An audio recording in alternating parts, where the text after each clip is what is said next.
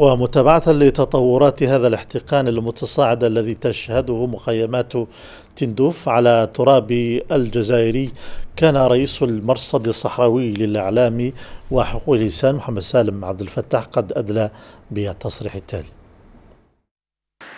هذه الاحتجاجات تأتي في سياق توترات تشهدها مخيمات تندوف الأشهر الأخيرة.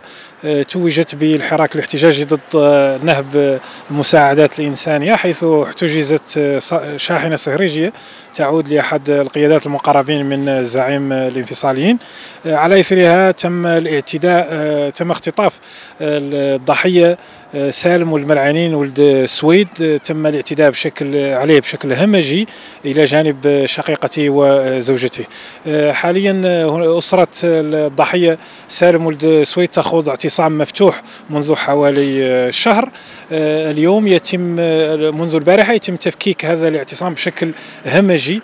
أكثر من 12 مختطف اقتيدوا لوجهتهم مجهولة. تم التعرف في الأخير على أنها السجن الذهبية سيء الصيت. أطلق سراح معظمهم فيما تم التحفظ على بعضهم.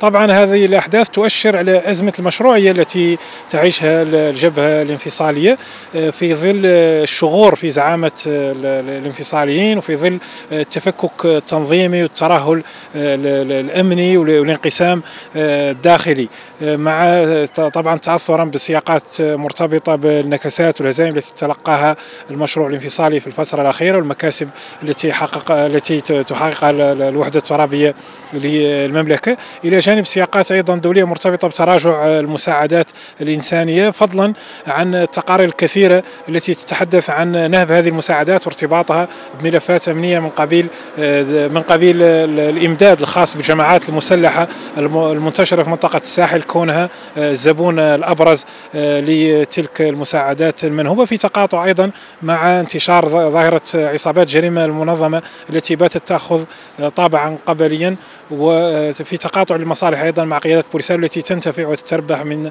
نهب وتهريب تلك المساعدات.